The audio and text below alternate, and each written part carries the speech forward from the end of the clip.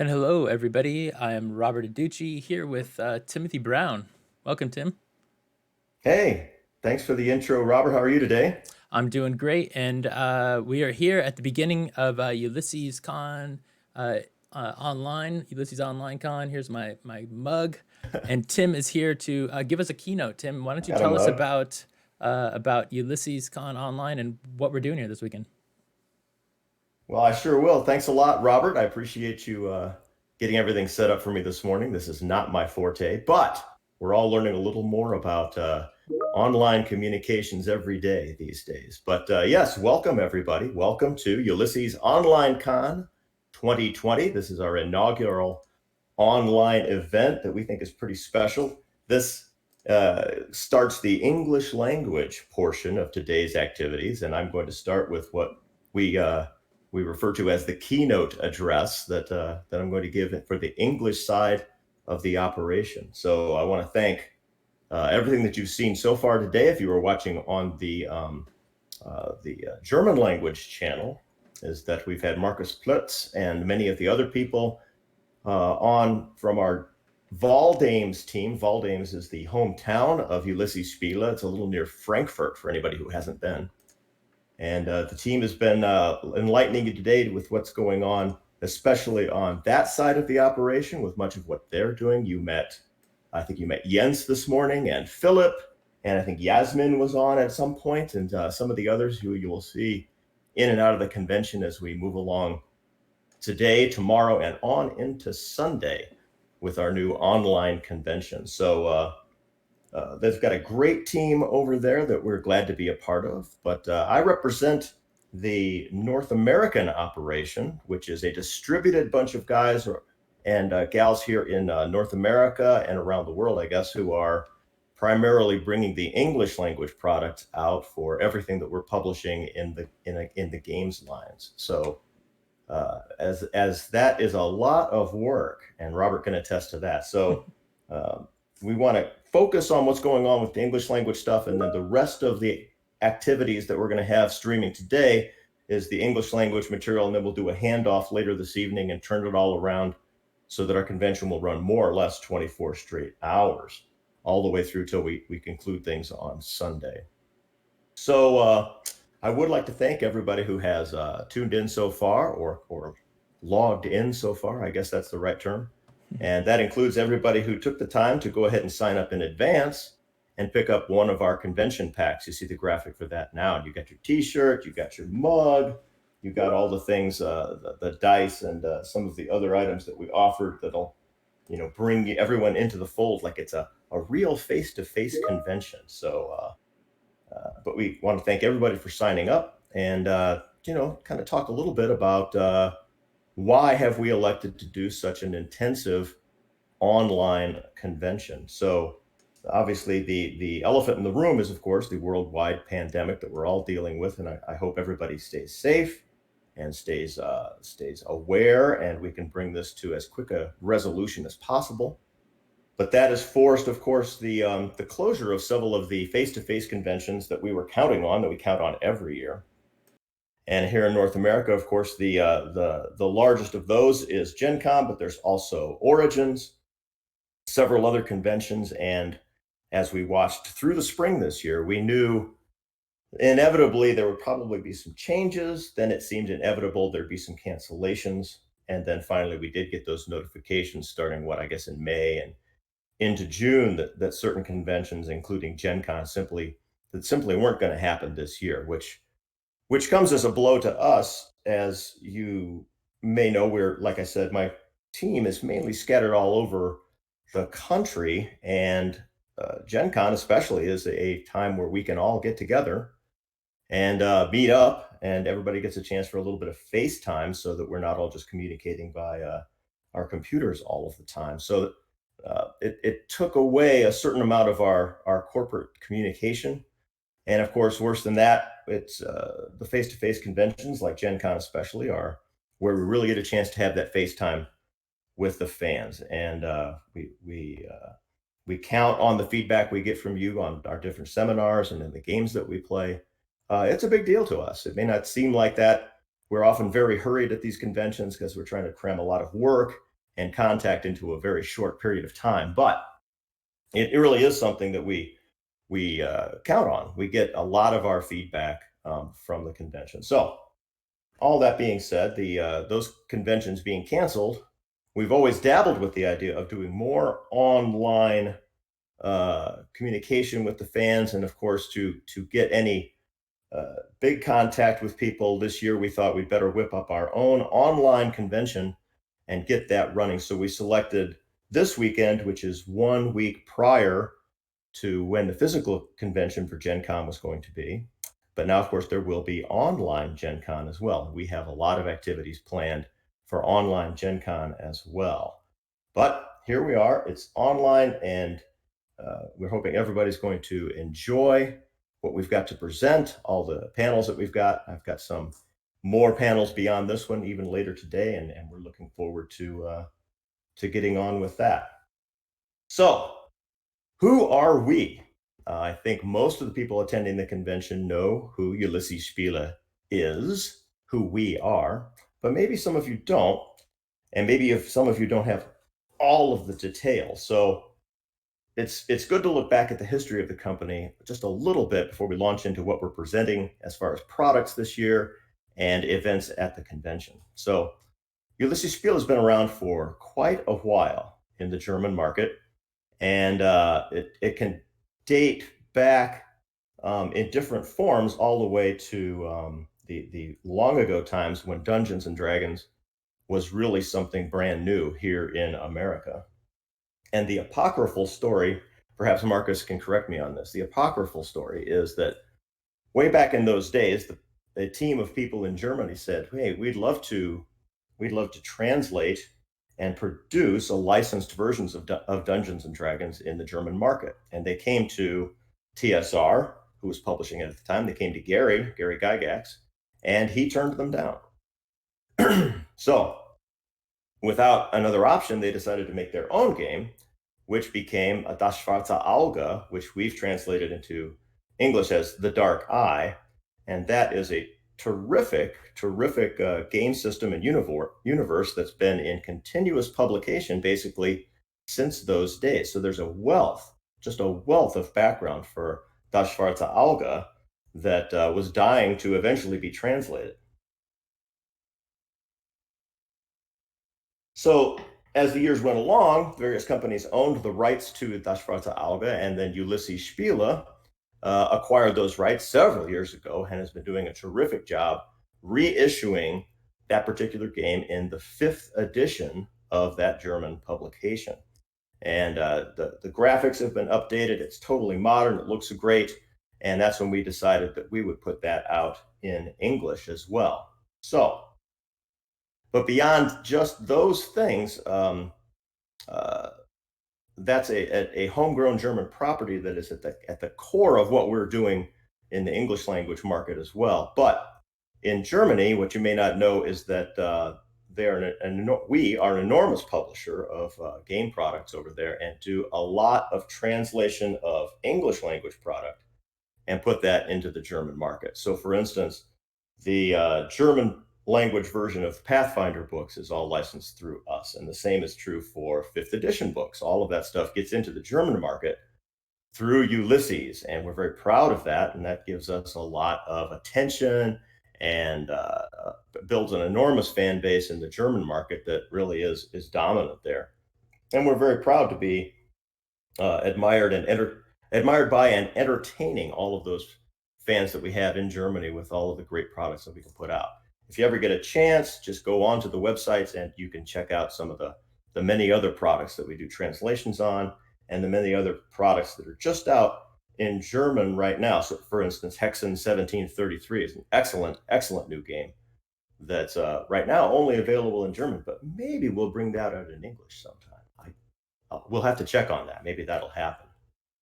But Ulisses has been nice enough to launch an English language branch here, and we're putting out a number of products that we're either translating from the German into English, or we're doing them homegrown and creating our new intellectual properties, which we're doing game product about, or we've, as some of you know, we've already gone out and we acquire some nostalgic intellectual properties, some nostalgic old games, and we breathe new life into them and can sort of update them and bring them into the modern role playing market. And that's been very exciting for us. So um, I want to get into what we're doing with some of those game publications in the English language coming up. But then briefly, it's probably good if just in case you don't know who I am. It's Timothy Brown. I think you can read that right below me here. And I've been in the games business here for a good long time. Some of you may know that my history reaches back all the way to Game Designers Workshop, where I worked on Traveler and Twilight 2000 products, and also 2300 AD and Space 1889. We'll chat about that a little bit here coming up. And then I went on and worked at TSR for many years, where I was involved in the creation of Dark Sun, but also managed lines like Ravenloft and Planescape and Spelljammer. Those were great days with the second edition of the game, and had a lot of fun in that. And I've done many other little projects in and out of the computer game industry since then. And for the last several years, it's been my privilege to be part of Ulisses Spiele and bringing out the English language products that we're bringing to you today. So there you go. That's a little bit. You can look me up too if anybody cares to. I don't believe everything you read, but so the premier product that we brought out in English from the German market was to actually translate the fifth edition of the Dark Eye, which we don't carry over the fifth edition title in the English language, so we just call it the Dark Eye. And we've had several different releases in that to catch up with the terrific products that have come out already in Germany. So these different crowdfundings we tend to put out in waves, and then we bring a lot of products out all at once, and we tend to theme those waves. And right now, if you've already taken a look, we have just launched the crowdfunding for the Gods of Aventuria. That's a new hardbound, a translation of the German book that's already been out in their fifth edition. That translation went very well. We have Tayo has been taken over as the line manager and has done a terrific job of getting those books translated and through production and into a state that we can actually run the crowdfunding and bring all of those things to you. So that crowdfunding is underway right now, an online tabletop, so you can go check that out. The upcoming products will follow. Basically, we're a few months behind or several months behind what they're doing in the German market, and we're always catching up. So as new cut stuff is coming out, brand new materials in the German edition of the game, we are bringing those out just as quickly as we can in English. So we'll be catching up with new waves of product going forward after that. So again, the Dark Eye it's a unique and very rich game setting. I think that at some point we'd like to create some fiction. We want to get some new fiction out there for that line as well. No plans at the moment, but if we do, we'll certainly let you know. What's also set in that same universe, that's a previous edition there, the Magic of Aventuria books that we brought out a while back, but the Aventuria adventure card game is also set in the same universe as the Dark Eye. And it is a card game that's interesting. There's a little note in there. You got to check these graphics twice. The Aventuria game is now it's moving forward on me. I don't know which slides you can see at the moment. It's got a mind of its own. But the Aventuria card game is set in that same universe, and we're bringing out new products in that line as well. The original edition came out, I think, 3 years ago in English, and we're doing the follow-on products in that are translated once again. The German editions come out, and then we follow them up with an English language edition after that. We've got a new crowdfunding coming up. I believe that's going to start later in August or perhaps early September. That is going to feature the next couple of expansions for the Aventuria game as well. Something we like about the Aventuria game, of course, is not only is it a new approach and a second way for people to enjoy that universe and that world of Magic. But it's an especially good game to play at conventions and an especially good way to introduce people to the entire line rather than have to get into all of the depth of a very complex and very complete role-playing setting. The Aventuria adventure card game lets people get into that whole situation just a lot more easily. They can play and actually have fun and create a character and play through several adventures and solo adventures that are available for this game and learn all they can about the entire world of the Dark Eye on Aventuria. So we're excited to bring out another few products that are being developed by Eric Simon at this point. As soon as we move those through production, we'll let everybody know and begin a crowdfunding on those as well. So let's see here. The first nostalgic line that we acquired and then brought back to the marketplace is the Torg line. Torg was originally published in 1990 by West End Games, and its main designer was Greg Gordon. And we are privileged that Greg Gordon is the head of, see, it's moving on its own. Greg Gordon is the head of our team, actually heading up the reissuing of the game now in a new edition. So we've put that back out, and we're basically launching whole new waves of products that are based around the different cosms, and each cosm has its own setting. Basically, all these competing cosms have descended upon the modern day Earth and taken over the world, as it were. And each one has its own unique theme, and they're all battling against each other. And the Storm Knights are characters who are created who can move between them and are trying their best to set the universe straight. So I know that we've recently put out the Cyber Papacy Cosm as one of our crowdfundings and brought all those products out to everybody. Tharcold is in the works now, and we'll be following it up with Aurorsch and some other product lines that are going to come out as time goes on after that.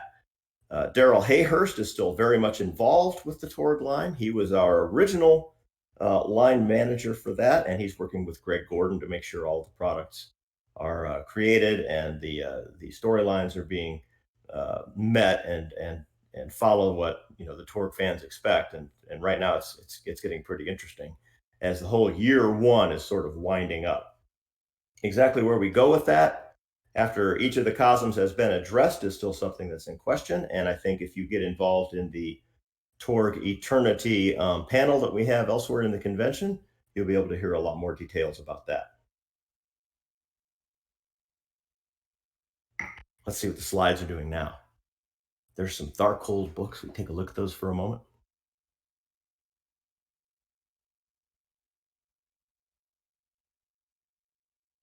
What are these?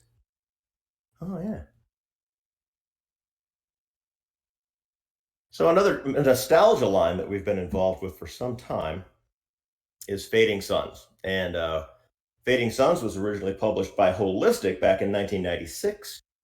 And its two chief designers were Bill Bridges and Andrew Greenberg. And Bill Bridges is our main guy today, who's taking care of that particular line. Bill works tirelessly to get the new edition of Fading Suns out, which we just had the inaugural launch of that product earlier this year, and it went very well. We're very pleased that so many people remember Fading Suns and want to get back involved with it.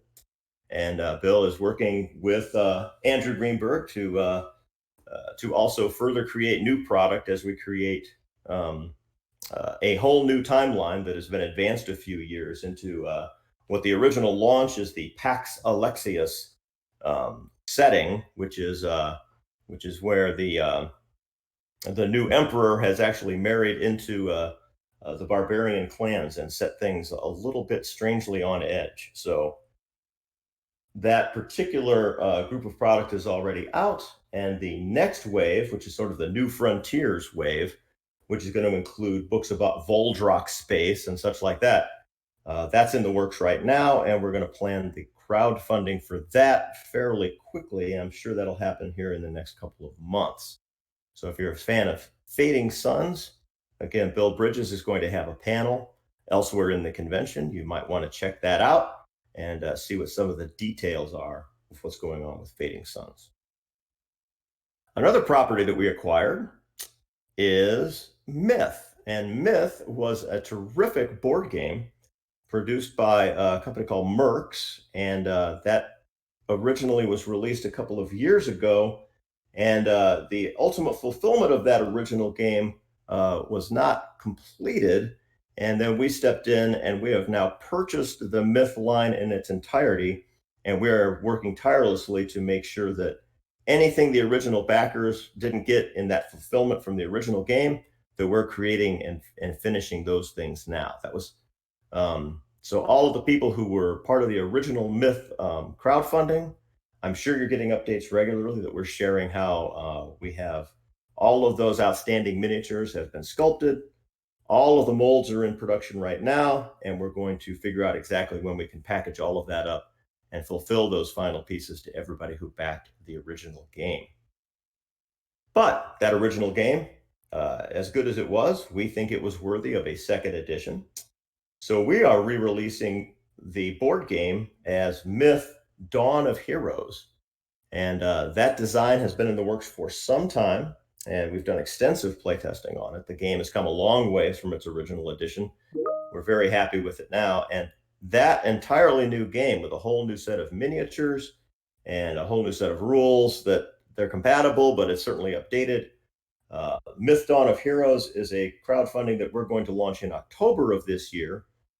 We will get the original fulfillment miniatures out to everybody before we ever do any kind of a launch on that. But we're real excited about that game. It's a terrific game with a terrific background to its universe. And we've been very pleased to be a part of that. So we picked it up, and we're going to get that board game out a little later this year in a crowdfunding. But at the same time, of course, since it is a marvelous universe and we are primarily a role-playing game company, we decided to take that universe and turn it into its own role-playing experience. And we assigned, and we're lucky enough to have on hand, veteran game designer Ross Watson to step in and take the lead on this particular new game. And Ross has been deep in design for the Myth Tales of Legend role-playing game for many months now. And in fact, from my point of view, he's fairly ahead of the game. And we actually have a quick start that is now available online that you'll be able to pick up and take a look at. It's a PDF quick start that you can find for Myth Tales of Legend. Definitely check around the convention. You'll get the link to find that. I think it's on drive-through, and you'll be able to check that out. And Ross is, of course, he's very. I think that's his chibi. If you can see the image there, he is a long-time designer within the industry. The man brings a lot of passion to the game, brings a lot of passion to all of the gameplay that he does. And I've been reading everything that he's been up to, of course, as is my job, and it is it's really a remarkable piece of work. We're very pleased with where this particular game and its unique storytelling approach using the campfire settings is coming about. So if you can manage the time, definitely check out that quick start PDF for Myth Tales of Legend. Ooh. Interesting.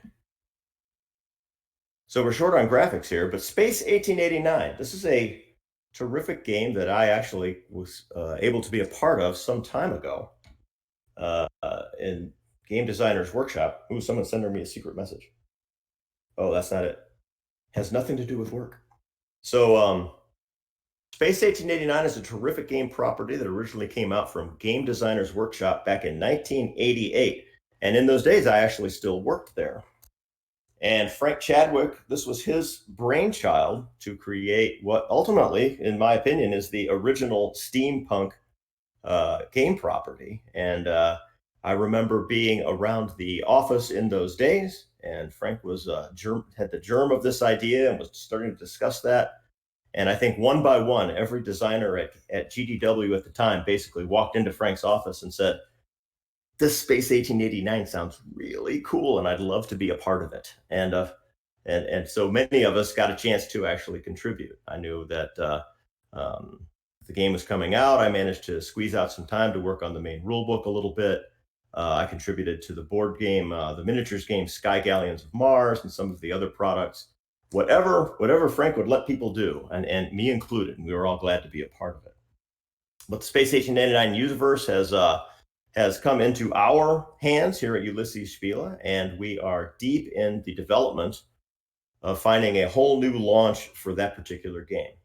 And we talked earlier about Daryl Hayhurst. Daryl is, of course, best known right now for his work for us in Torg Eternity.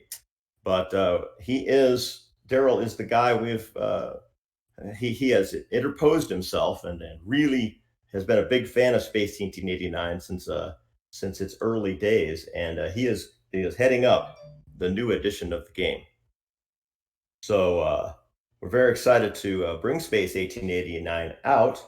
We've got quite a few ideas about how we're going to integrate, Frank's wishes to this, and some of the different designs that Frank has had in the meantime on the game.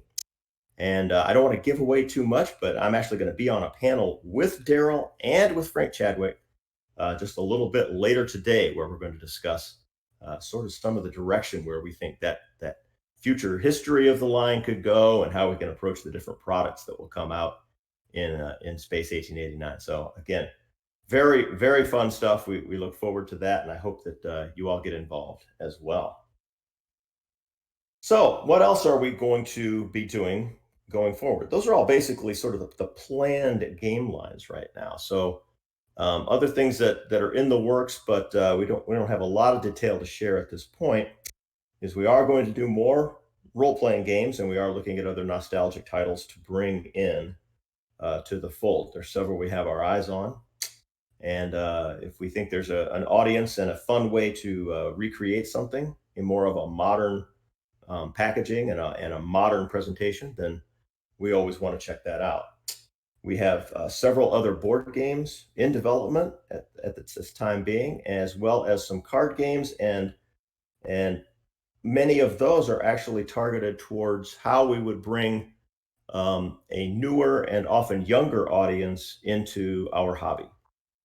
We think that there's a lot of room there to make interesting, more accessible products to bring people into the game, and who among us wouldn't like a whole bunch of new players to help support this hobby? So we're looking at that as well. As far as fiction is concerned, we are looking at writing novels for pretty much every one of our game lines. Some of them are in the works, and you'll hear about it on some of the panels today. Some of them are a little more behind the scenes for the moment. They're all kind of a secret, and we'll bring those out as time goes. We also want to make sure that any fiction we do, if we're going to write novels or short stories, whatever they are, any of that has a proper publishing arrangement, so that that fiction just doesn't get lost in what otherwise would be a primarily role-playing set of products. I think it could get lost there, so we want to make sure we have a good publishing deal in place. That's something I'm working on just about every day to make sure that happens for us.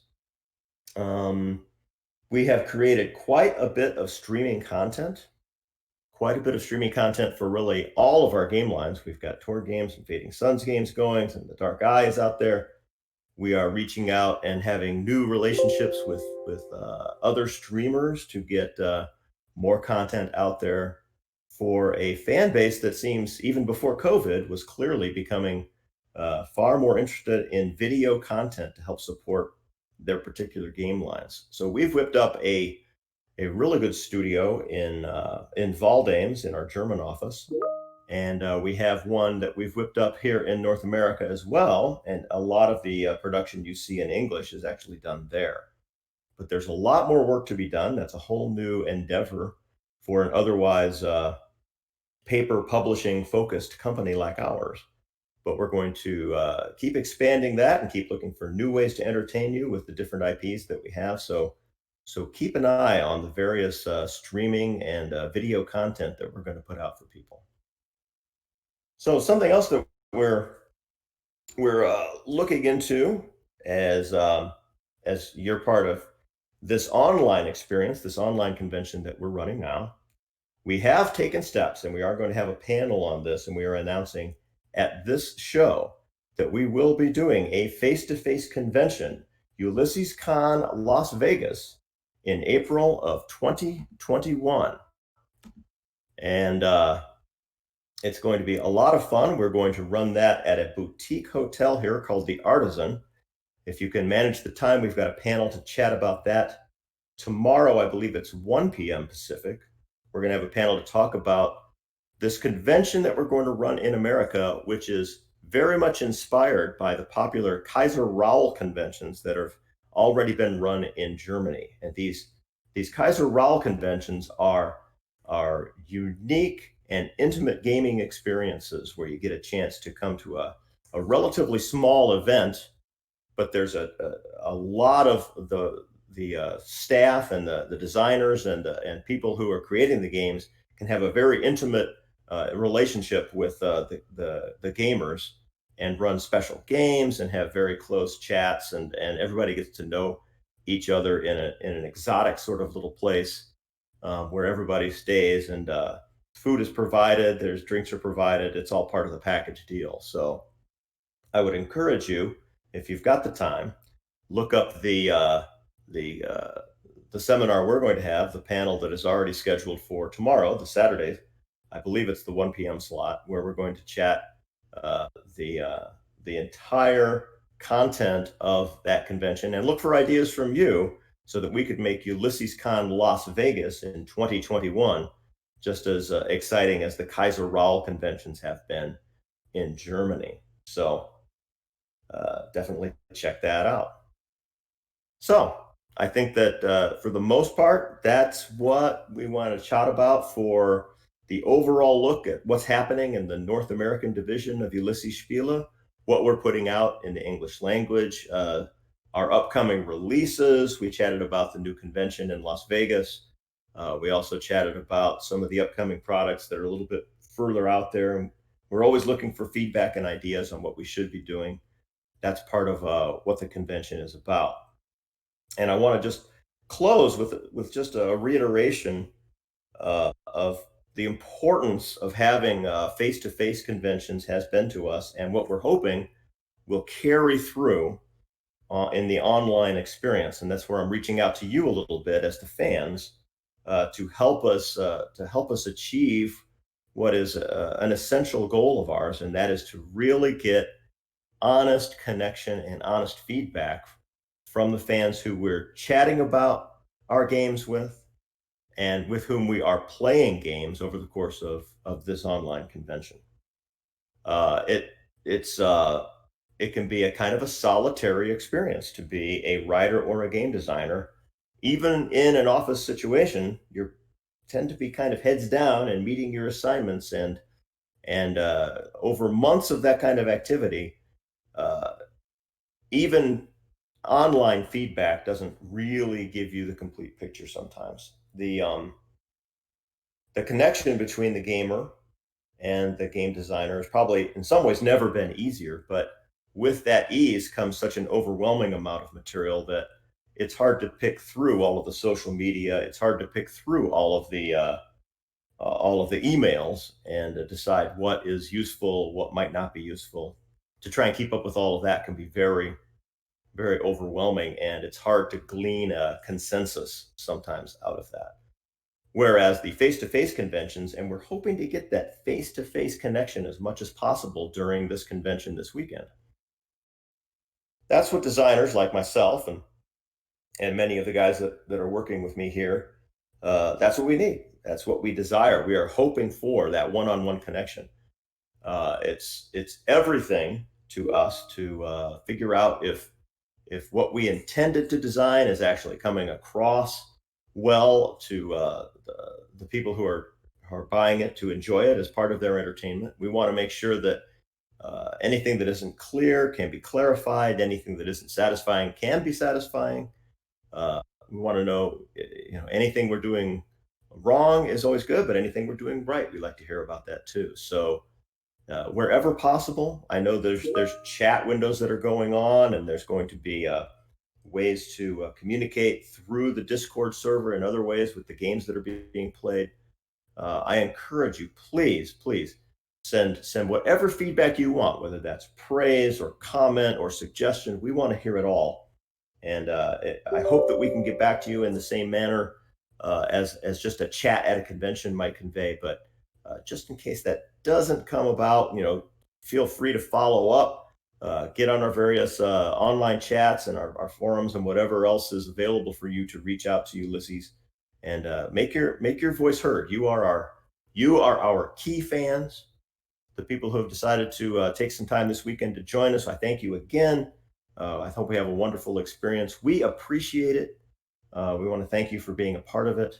We're going to look for your comments afterwards, but definitely get in touch with all of our designers and writers and creative people to the extent possible during the convention, because that's what we're missing. That's what we crave, and we hope that we get as much out of this convention and you get as much out of this convention as we all can hope from such an online experience. So I'd like to thank you for your time today. I appreciate you tuning in. That's basically the keynote. We're off to have a fun convention. I want everybody to enjoy themselves. Feel free, just get in touch, enjoy your games, have a good time, and have a good rest of your summer after this. All right. Thanks very much, and enjoy the convention. Thanks, Tim. That was a great keynote. So we have a little bit of time left, and so I just wanted to make sure everybody knows you can join us on the new Ulisses Online Convention Discord. And even if you want to play some games but you're not signed up yet, you can go look at the website and see what games are there.